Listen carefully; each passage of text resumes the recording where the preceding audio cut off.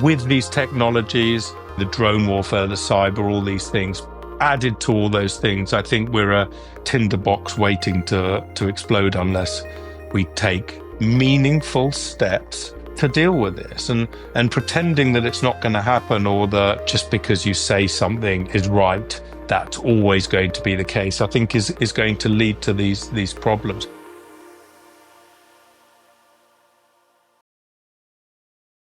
Greetings, Earthlings, and welcome back to Earthlings 2.0, the show where we imagine how we can be better versions of ourselves and build a collective future we actually want to live in.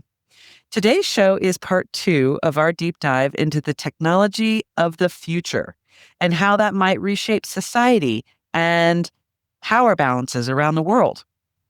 Our guest is Daniel Doll-Steinberg. He's the co-author of the book Unsupervised, and a tech entrepreneur, investor, futurologist, and the co-founder and partner of EdenBase.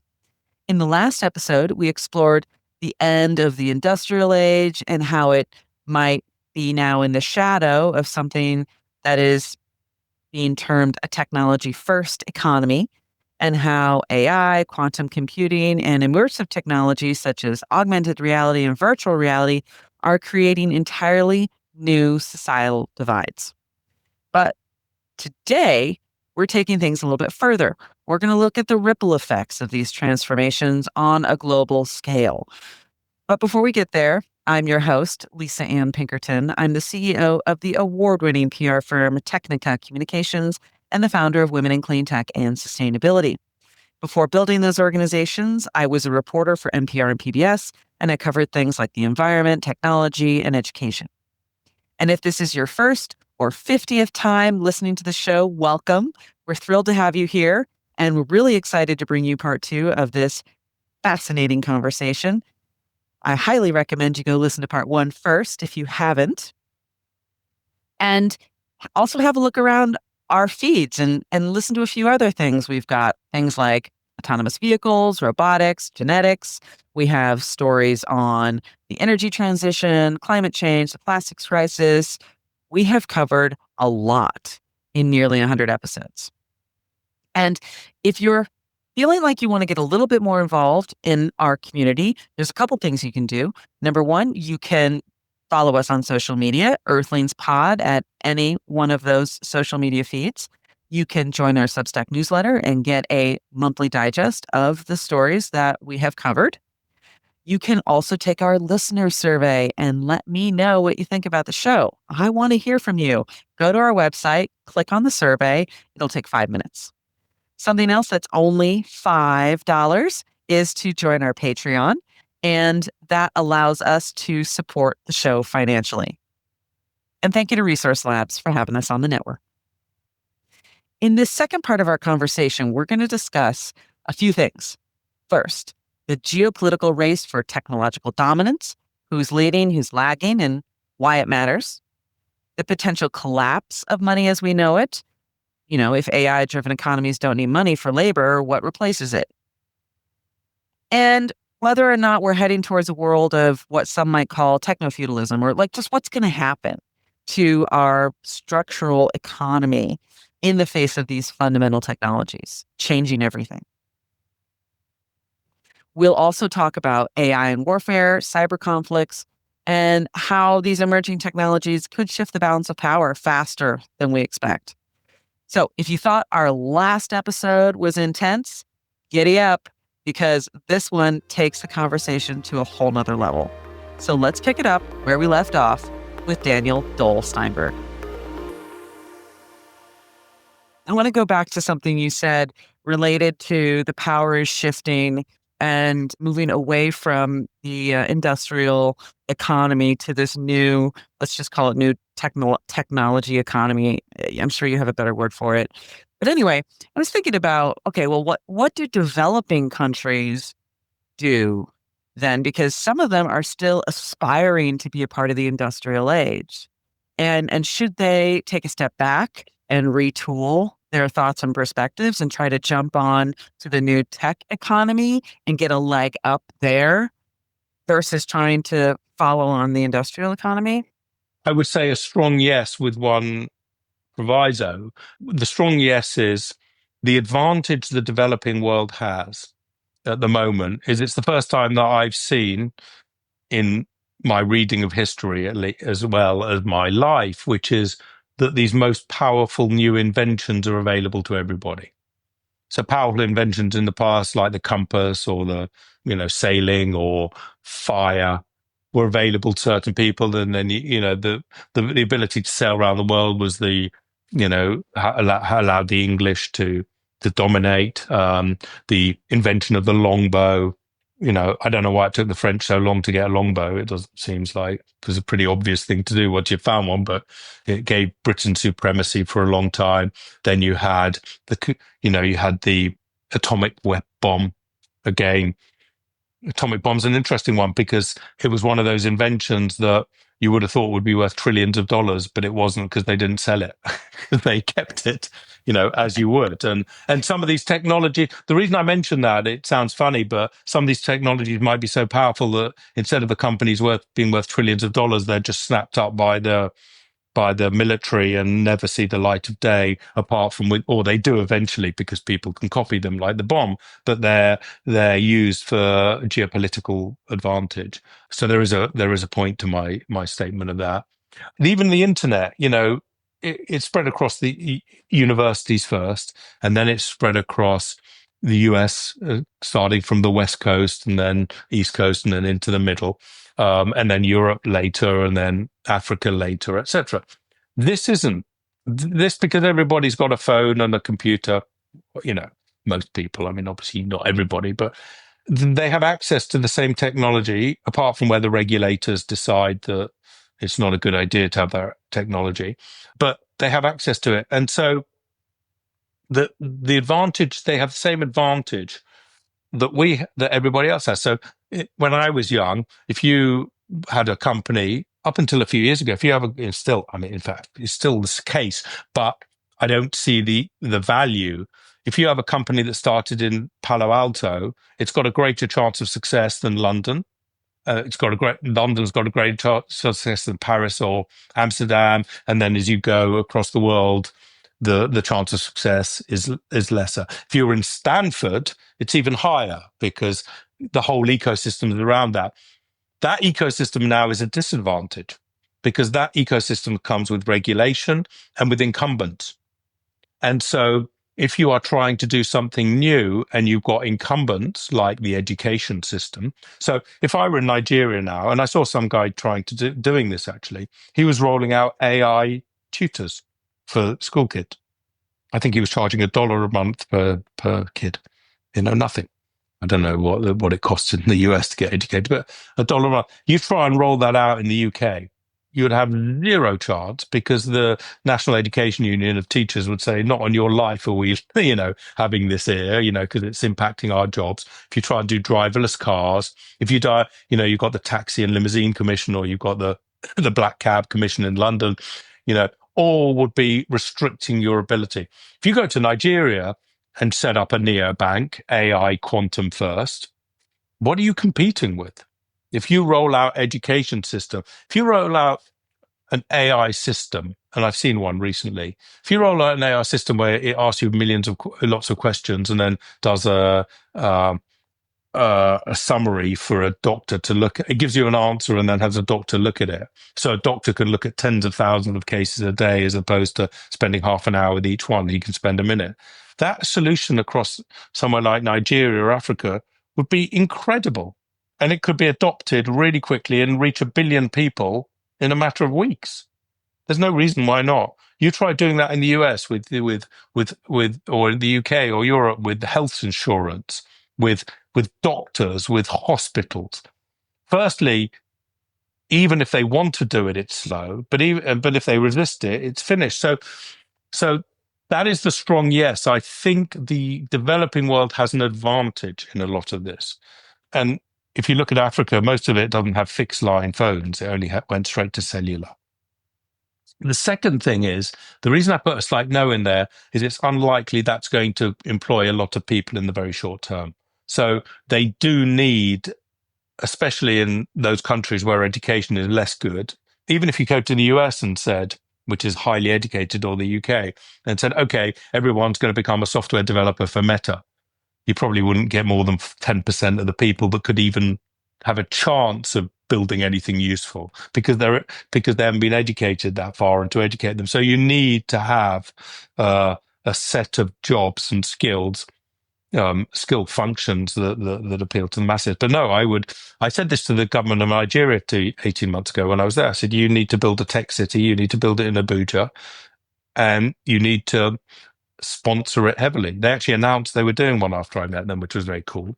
And I said, Abuja is safer than Lagos, so do it in Abuja, because I would fly into Abuja and then you'll get people coming in.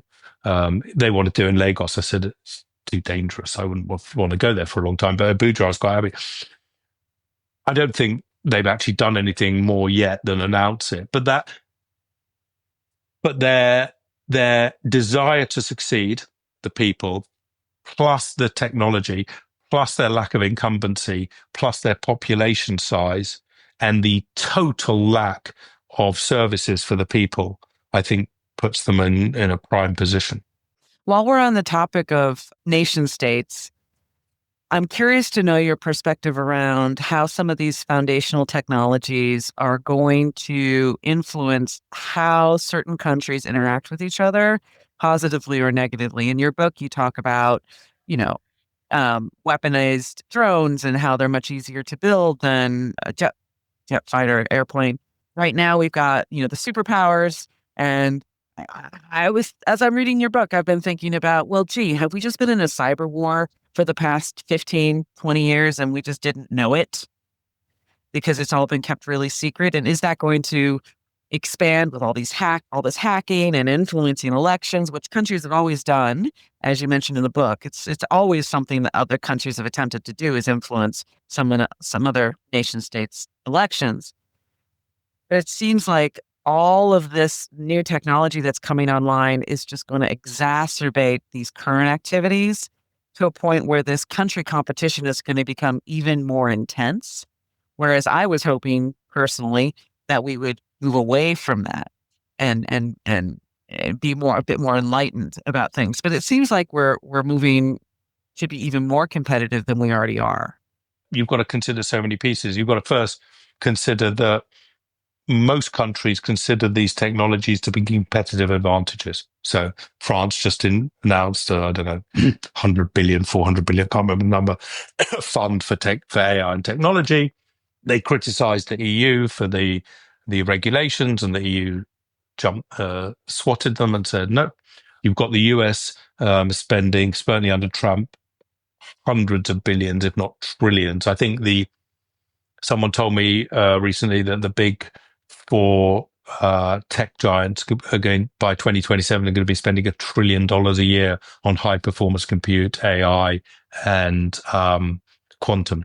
And that's just those four. Forget, SoftBank, all the other people that are involved. I mean, and so it's geopolitical, one, because of the workforce and where the people want to set up companies and the economy. It's geopolitical, two, because these technologies, as you mentioned, with drones and all these other cyber warfares, give you enormous competitive advantage, a bit like the invention of the nuclear bomb. There was a race to create the nuclear bomb, and thank God for me, the US got it first before the Germans or the Japanese, but there was enormous competition to get there. And then you've got what's going on with the world. And unfortunately, with the world, we are, and I guess I attribute this to the end of an empire, or an end of a way of life. We are becoming completely self-obsessed. We are becoming right without responsibilities. We're becoming incredibly intolerantly tolerant. And we are living in a culture where, the victim culture, where we're blaming ourselves for things that have got nothing to do with us, or giving people grace for things that they do, even though we wouldn't give ourselves that. And that, to me, is the end of a cycle where, we start in 1780, workers had rights, they were given rights. That's now become a problem.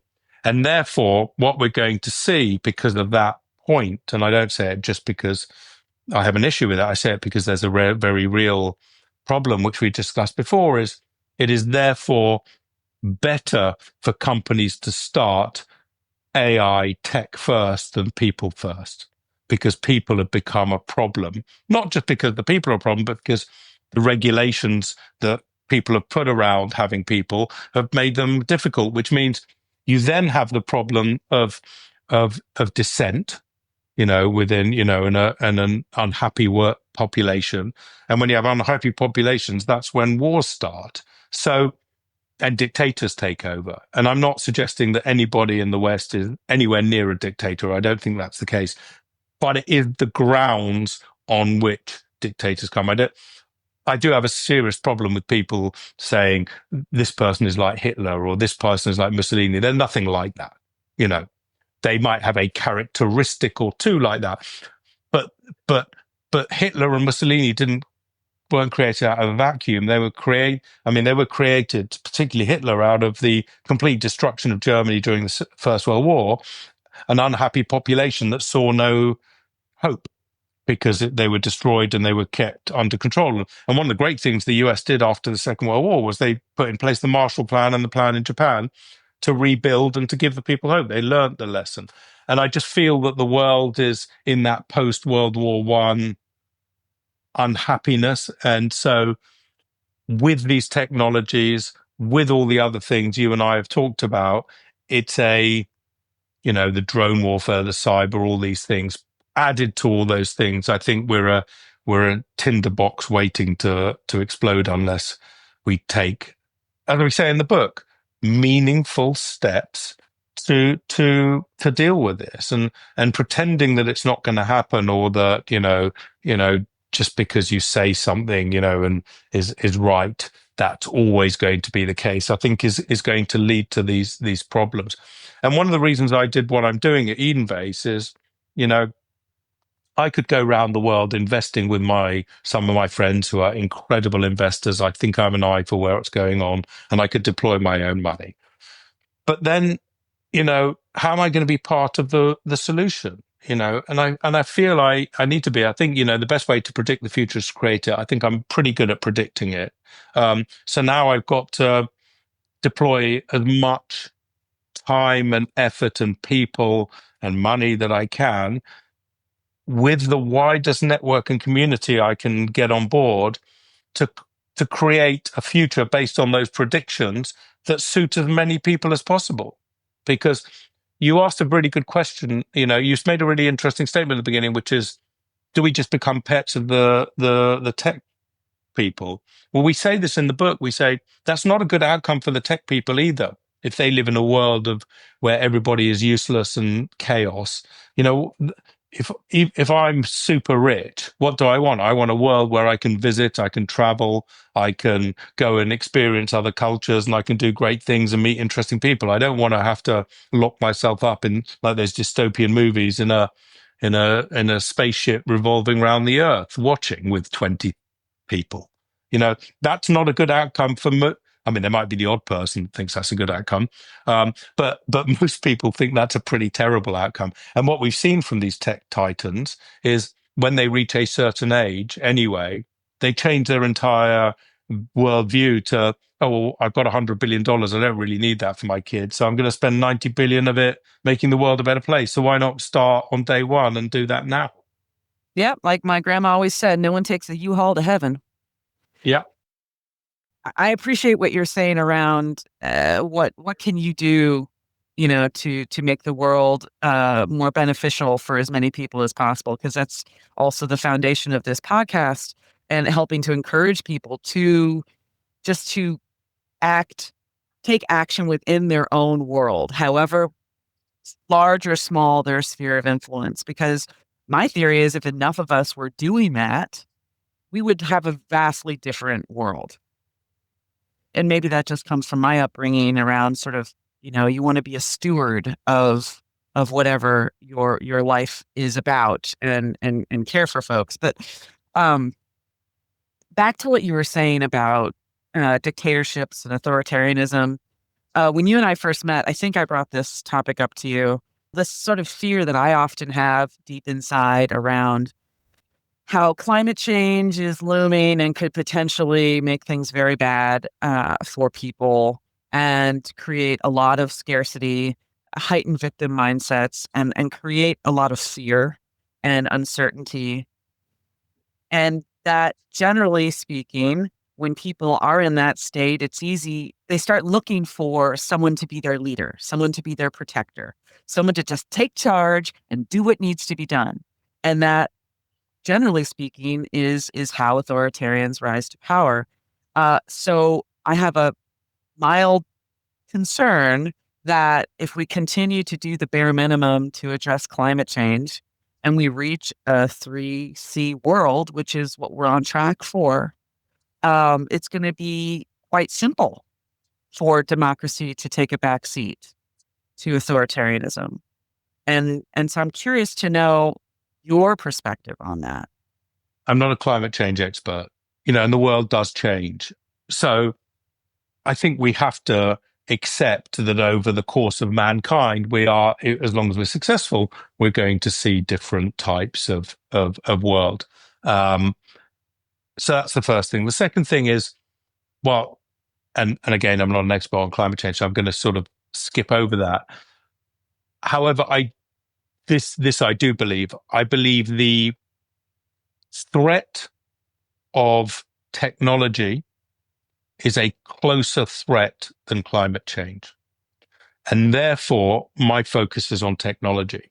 And one of the things that technology does enable, especially the stuff we're creating today, the benefit of that is it can solve problems that we humans cannot. And unfortunately, today, I don't really see a leader in the world that I would employ, anywhere. And so we are. Would I really want to be delegating my decisions to somebody that I think is less good than me and less good than someone I would employ? And the answer is no. But am I confident that these technologies will solve the problems? That many of these problems, I think, is yes. And, if you look at what DeepSeek did, and it was interesting, you and I met the day after that was announced, that's in effect saved 99% of the power of many computes for AI. If you read the book, that was predicted. I didn't say DeepSeek would come along in 2025 and do this. I said, we have to accept that these technologies are the worst and the most power hungry for what they are, they're going to be. And these technologies are going to solve it. So I'm fully expecting that in 2 or 3 years, you'll be able to run the most powerful AI on your smartphone with absolutely no power and do the most incredible things, saving you enormous amounts of time and enormous amounts of energy. So my long-winded answer to what you're saying is you're probably right, but my focus is on something, and that's why I talked to the Clean Tech Conference. Even though it's not my area, I wanted to say these are the solutions and problems to what you're looking for in a different domain that you need to be conscious of too. One, the problems, because even if you solve climate change, and I'm right about technology, you won't have any value anyway. And two, as I talked to a few people after, over those 4 or 5 days, 3 or 4 days, they were trying to build things that I was saying technology was about to make irrelevant or to solve for them without the route that they were going down. And therefore, shouldn't they be looking at those too? And I find that really important. I appreciate that because maybe I'm over what's the word maybe I'm catastrophizing a little bit around how people might react as the planet warms up. And so I appreciate your perspective around technology maybe being a closer threat than climate change. That's interesting. I haven't thought about that before.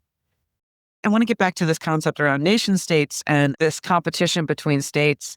It's sometimes it's attempting to influence certain actions within other states and how some of these cyber attacks are going to manifest themselves in places where a company is attacked and they send out their own retaliatory virus, which is a concept in your book that I hadn't even considered, right?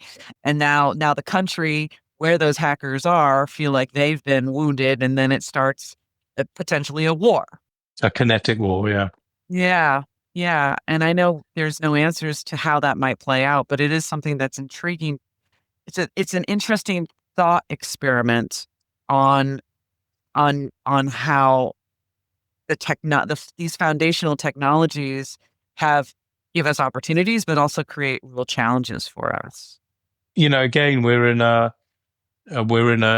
new world, and we have to see how this plays out. That, as you say, that is an example in my book, and it's based on a real example where North Korea hacked Sony because of a movie, Sony Pictures, and I mused what would happen if Sony attacked back and sent a virus back to the whoever hacked them, and it was North Korea, and they took down all the North Korean systems. And North Korea has serious weapons and may not be afraid to use them. What happens in that case? But these things, one of the things that I really like about reading some of the religious texts from years, from millennia ago, more Jewish than others, because that happens to be my religion of choice, I guess, because my mother converted, so it's a bit of a choice. Is a lot of these things aren't new. They were just with a different environment.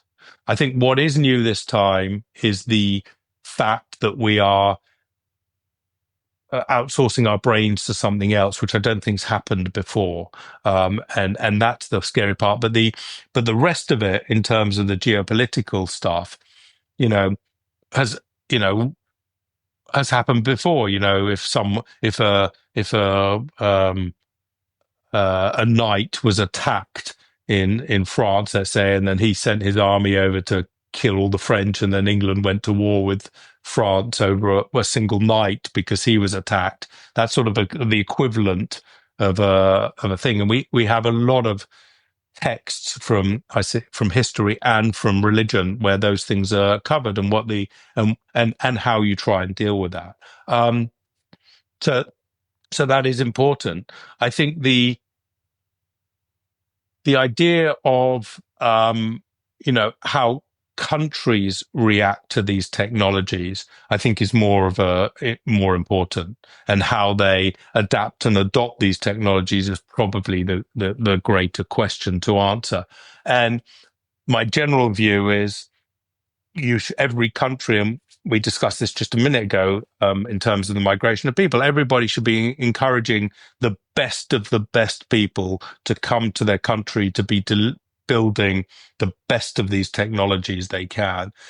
And whilst they should be worried about their current employment, they should be more worried about their future employment and what that's going to look like. So the attitude of the UK and the US not to sign up to the EU, I mean, they called it Macron's rules, but it was the EU Charter on AI, I thought was phenomenal.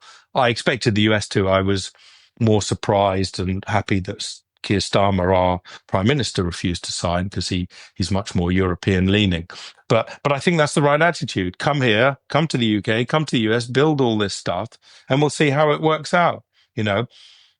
Like in the Industrial Revolution, if I'd said in the UK, you can't build a factory here ever, by 1850, we would have been finished, because we would have never caught up. So bringing all this stuff back together, what is your advice for average Earthlings living on this planet as we attempt to navigate all these new technologies that are coming online and their potential to flip so many scripts for folks and create both opportunities and challenges like we talked about before? What advice do you have for folks as we move into this new future? Well, I think I would answer that question with a hierarchy. We're all users. So when you're using these technologies, understand what they're trying to do. And I don't just mean how they work, because they're very complicated, but what they're doing.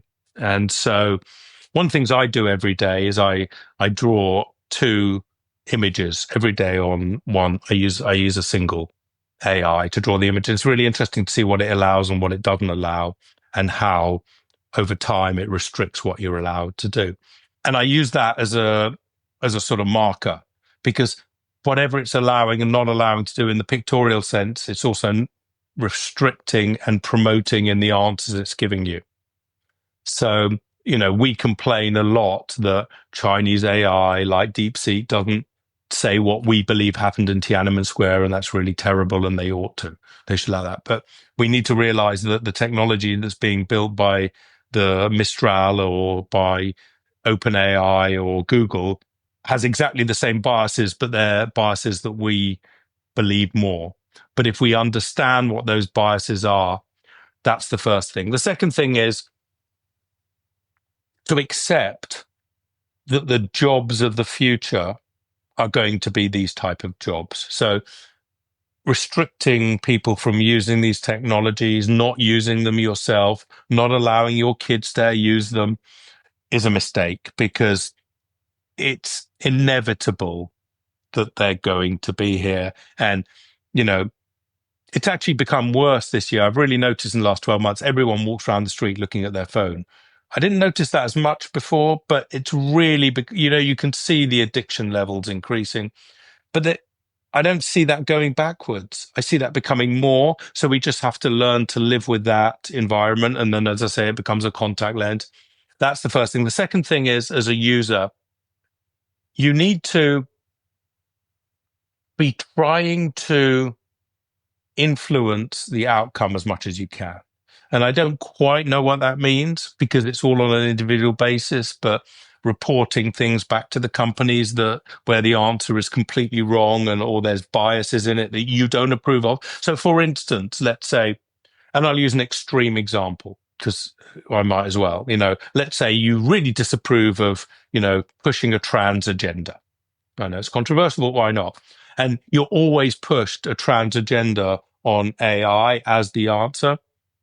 Comment on that and say you don't like that, because the more feedback they get from more people, the more they will create an answer that is more suitable to more people and inclusive of a wider set of people than an agenda that's directed at that. For instance, it's funny, the reason I use that is, one of the things that I can do in chat in OpenAI is I can draw. I have these two little figures. They're characters. They're not human, because then you can be more wider. I have a little dragon and a little tiger, and it won't let you draw a tiger in a bikini on a beach, but it will let you draw a tiger who is a trans tiger. Huh. Now, whether you believe in trans or not, it doesn't matter. There's something weird about that. It's not sexualized to put a tiger in a bikini on a beach. It is if you say put it in a bikini in a fashion shoot that's, surrounded by something sexualized. But a bikini on a beach is a perfectly normal San Francisco, well, not San Francisco, it's too cold, but LA thing to do. But it won't let you do that, but it will let you do, so the inclusivity of that is, that might be fine in San Francisco, but it's not fine in Abu Dhabi. Neither of them are fine, actually, probably. But that is back to my intolerant tolerance, So, and I use that just as a pure example. So when you're looking at these things, feedback to the people. If you are in a position to, I always recommend people try and get a group together to try and influence it, because more people are effective. So it's called the swarm effect. The more people you are. So if you are and again, just an example, a Jewish woman living in Northwest London, then form a group of Jewish women in Northwest London to look at what the answers are giving, and does it suit your worldview? Because if it doesn't suit your worldview, then you can be pretty sure in 30 years, once they're completely baked in, that it's not going to suit your worldview. Then if you're a parent, everyone has parental responsibility. It's up to you you can't just leave it with your teachers and your school. You've got to be taking responsibility. This is a really difficult period we're going through. And so and that doesn't mean you have to be draconian or whatever, just you have to be interested. And you should be going to your schools. I remember my father-in-law went to my wife's school, gives you an idea how old we are, and it paid for the computers. It's a whip round for computers for them because there was a girls' school, so they didn't put computers in. Boys' schools had computers earlier, but girls' schools didn't. So, he was very upset about that. So, that's a very effective thing. So girls from 11 to 18 in the UK in the 80s were in that school, had computers, that is an effective thing you can be doing. I don't know what the analogy is today. It might be, explanations on how, to look for biases within the answers or whether the answers are right or wrong. It's always interesting to go into ChatGPT and ask them a question you know the answer to. Like, how do you do something in an app? And it tells you with absolute surety, this is the way you do it. And then you say, but you can't do that in the app. And he goes, oh, I'm sorry. But it said it with such Confidence. emphatic, confidence, and then realize every answer it's giving you might have something like that in. Because when we get to some issues like Ukraine, Russia war, or Gaza, Israel, and it's giving you a single emphatic answer in a contextual situation that is changing by the second and also complex because of which side you're looking at, can be very dangerous. And then you have to go up the cycle. If you're an academic, if you're a teacher, the ones I really like are the investors and the family offices. Those are the ones that I dedicate my time to. And what we say to them is, assuming the world's going to change and you have money to deploy, you should be investing all your time and money in making sure that we're building a future you can be proud of. Because the more people that are building a future we can be proud of, the bigger the we is, and the more likely it is to meet. So if you're a Saudi family office or an Indian family office or a Milwaukee or a Manchester or a Nigerian, be investing your time and money in technologies that are creating a future you want to create, not chasing the ones that everyone is chasing that's creating a future they want to create. Because on the basis that we are outsourcing our brain and as I've just said, our emphatic answers to these technologies and this future, then that's the most important thing. And that's what EdenBase is about. EdenBase is, we have the world's greatest scale up and ecosystem builder. We have one of the greatest networking guys with the biggest network. We have someone like me who, my friends at least and partners tell me, I almost never get the future wrong. Adding all those things together, plus a team, plus in deploying as much money as people will let us deploy, with the biggest community, and we run an event every year called Transform Base that gets hundreds of people into, and we record everything, and we use the AI on the recording to work out the action. So it's the more people that are involved, the more people that are doing this, the more chance at least we have of creating a future we're proud of, and that we is very, very large. And so that's what I do. And those are the people that I think we need to encourage most to get involved in this, because they all have kids, they all have families, and they all think differently. And it's that different thought that makes the incredible world, if we're all conformist and homogenized because of the technology. And my final statement would be, I consider the world now to have the future world to have 5 characteristics. It's going to be persistent. So I mentioned everyone's looking at their phone all the time, but when it's contact lenses or integrated into your body, it's persistent, personalized. It's going to only be what you want to see. So if you and I are watching a movie together and you like people with blue eyes and I like them with brown eyes, then I'll see a brown-eyed hero and you'll see a blue-eyed hero. But it'll be the same movie and we'll enjoy it at the same time.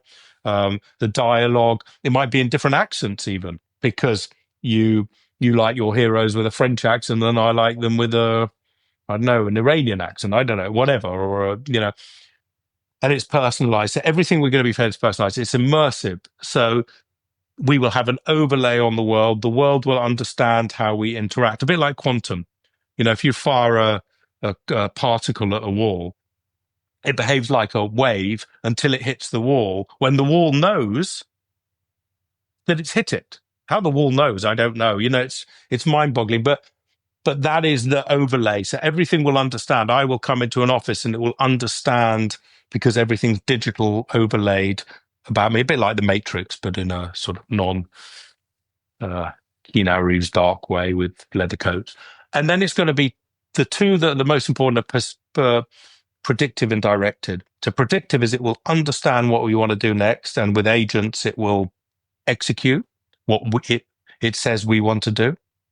The directed part is the scary part. It's where it says, I know what you want to do next, but I want you to do something very slightly different.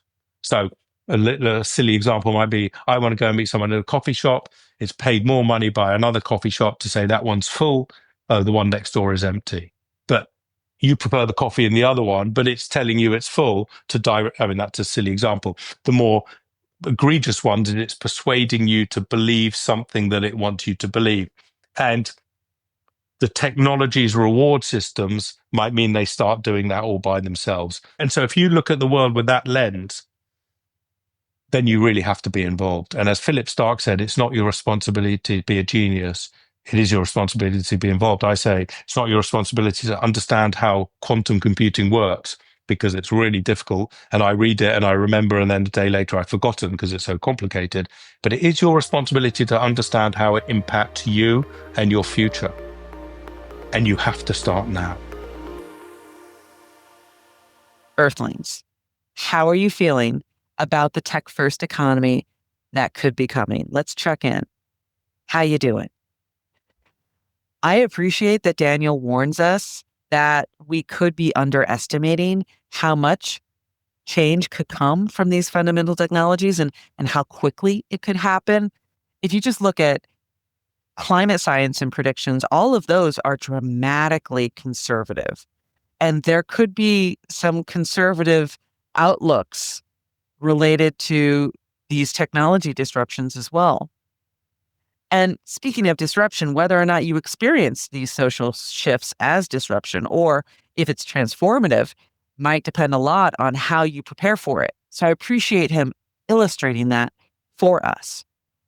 And we've covered a lot of ground, but we didn't even get to things like how we as individuals and societies can bring some guardrails or oversight to the development of these fundamental technologies, or say how Earthlings could stay relevant in a world increasingly optimized for machines. So definitely a reason to have Daniel back. And another thing is, I really appreciate that he reminds us that these aren't distant hypotheticals, like they're happening right now. Change is happening now, and the future isn't going to wait for us to catch up. So it is important for us to be informed, stay involved, send feedback to these companies, and help shape the world before it shapes us. If you enjoyed this conversation, please share it with someone who's thinking about the future. And if you have thoughts on where we're headed, send us a message, LisaAnn@earthlingspodcast.com, because we would love to hear your take. Or hit us up on Earthling Pod and any of our social media channels.